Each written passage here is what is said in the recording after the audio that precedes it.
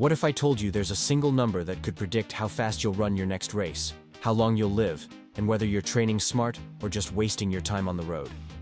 That number exists, and it's called VO2 Max.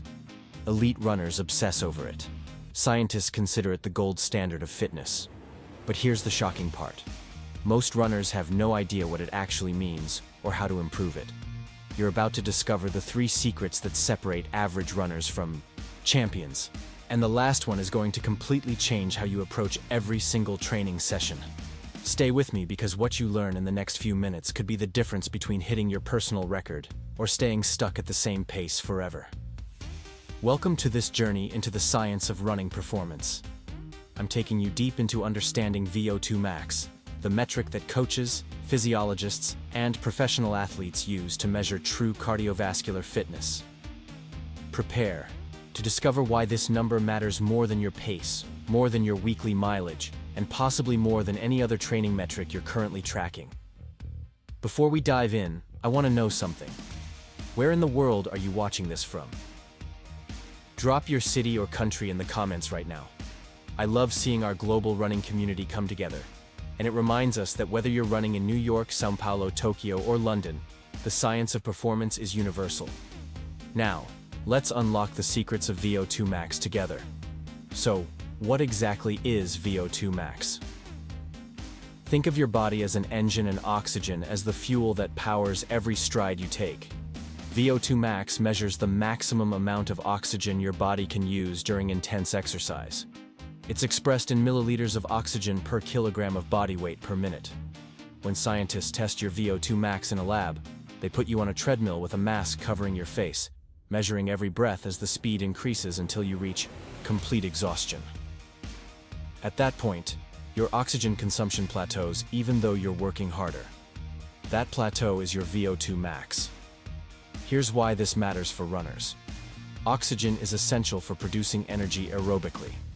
The more oxygen your muscles can use, the more energy they can generate, and the faster you can run before hitting that wall where your legs turn to concrete and your lungs feel like they're on fire. Elite male distance runners typically have VO2 max values between 70 and 85 milliliters per kilogram per minute. Elite females range from 60 to 75.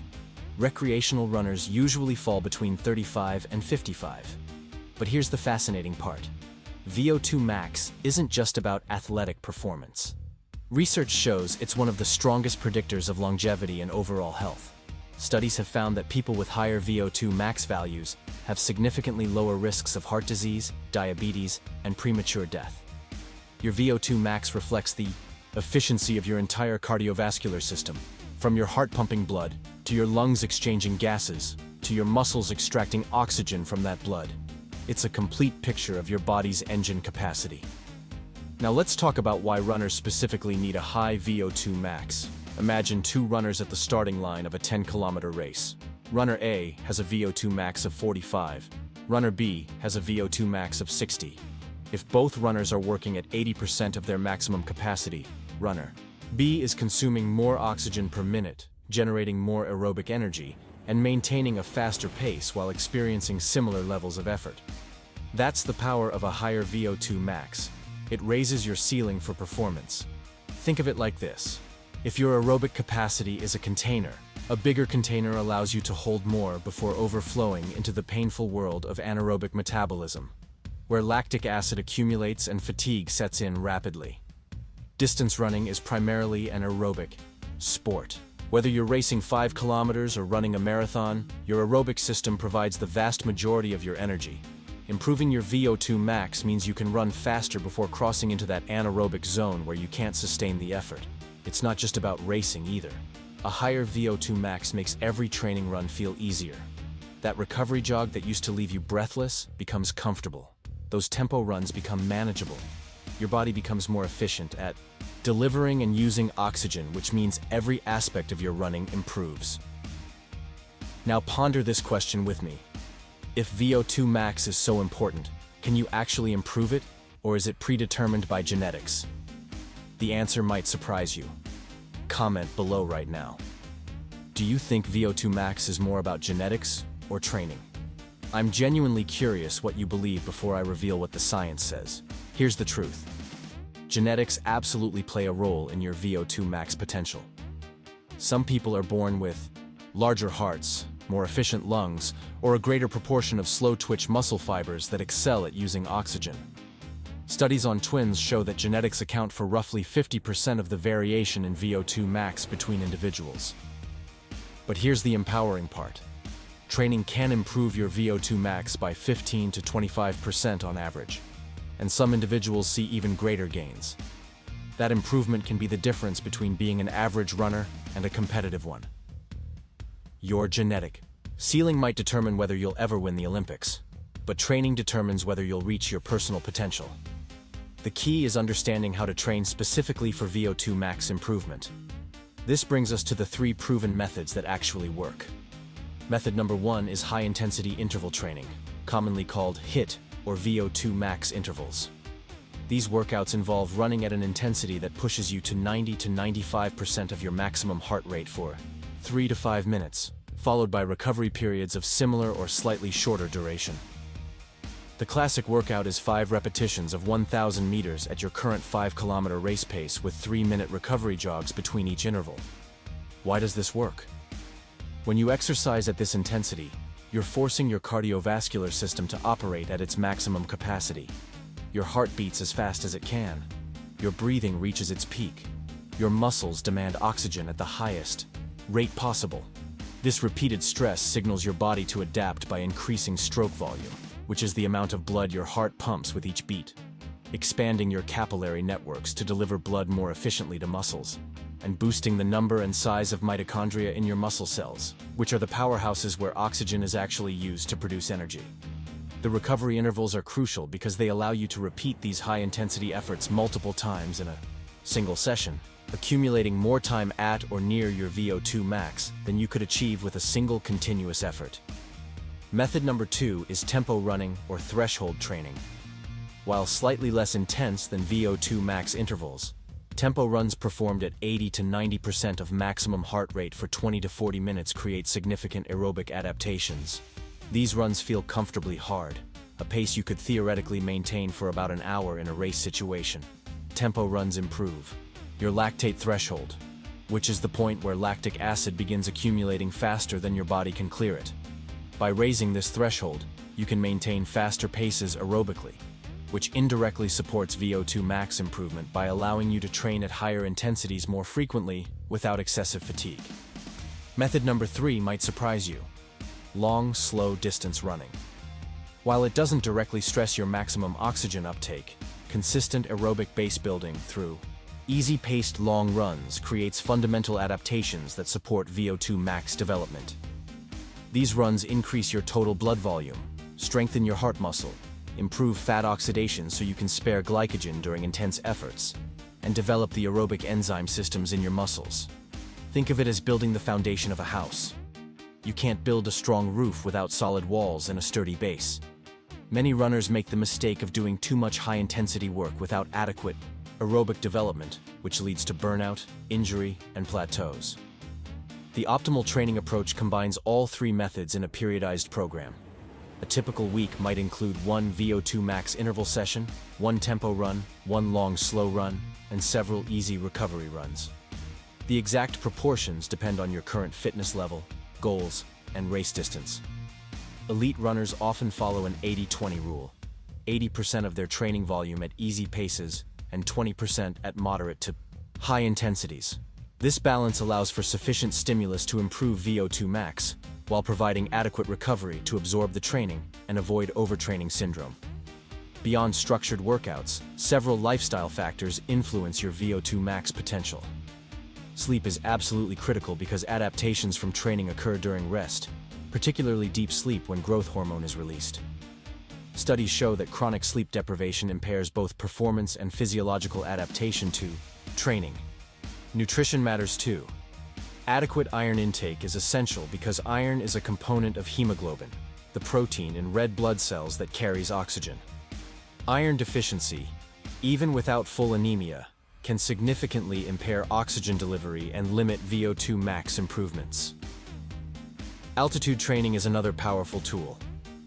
Training at elevation or using altitude simulation equipment forces your body to produce more red blood cells to compensate for lower oxygen availability, which can boost oxygen carrying capacity when you return to sea level.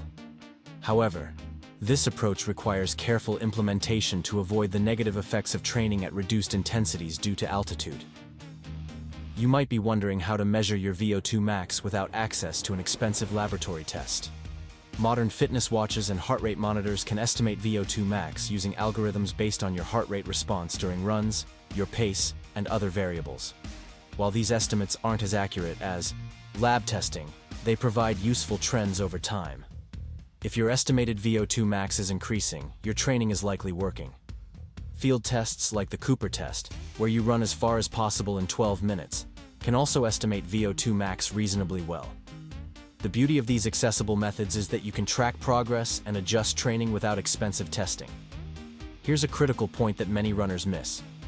VO2 max isn't everything. Running economy, which is how efficiently you use oxygen at a given pace, matters tremendously. Two runners with identical VO2 max values can have vastly different race performances if one has superior running economy. Imagine two cars with the same size fuel tank, but different fuel efficiency. The more efficient car travels farther on the same amount of fuel. Similarly, better running economy means you can maintain faster paces while consuming the same amount of oxygen. Running economy improves through consistent training, strength work that builds powerful and resilient muscles, proper running form that minimizes wasted motion, and plyometric exercises that enhance elastic energy return in your tendons and muscles. Comment now and tell me this. What's your biggest challenge in training right now? Is it finding time for quality workouts, staying consistent, avoiding injuries, or something else? Share your struggle in the comments because I read every single one, and your challenges inspire future content. Let me share something that transformed my understanding of VO2 max and training. For years, I focused obsessively on increasing my weekly mileage, believing that more was always better. I'd run 70, 80, even 90 kilometers per week, mostly at moderate paces. My times improved initially, but then plateaued for months. I felt stuck and frustrated. Then I discovered the science of polarized training and VO2 max development. I reduced my total volume slightly but added one hard interval workout and one proper tempo. Run each week while making my easy runs truly easy. Within 3 months, my race times dropped significantly. My 5-kilometer personal record improved by over a minute. The revelation wasn't just about VO2 max itself, but understanding that improvement requires specific targeted stress, followed by adequate recovery. Random running without purpose might maintain fitness, but systematic training based on physiological principles creates breakthrough improvements. This connects to something profound about running and life itself. We often confuse activity with progress. We think that being busy, working hard, and accumulating volume automatically leads to improvement. But the truth is more nuanced. Strategic effort applied to the right areas, at the right intensities creates adaptation and growth. Random effort without purpose creates fatigue without proportional gains. This principle applies beyond running to careers, relationships, and personal development. Understanding your weaknesses, applying focused effort to address them, and allowing time for integration and recovery is the pattern that drives genuine progress in any domain. As we close this journey together, I want you to remember that VO2 max is both a number and a philosophy. As a number, it represents your current cardiovascular capacity and provides a target for improvement through intelligent training. As a philosophy, it reminds us that performance has limits that can be systematically expanded through understanding, effort, and patience. Your genetic potential might set an ultimate ceiling, but most of us will never come close to that ceiling without years of dedicated, intelligent training. The gap between where you are now and where you could be is vast and exciting. Every interval session, every tempo run, every long, slow Sunday morning on the road is an investment in expanding your capacity.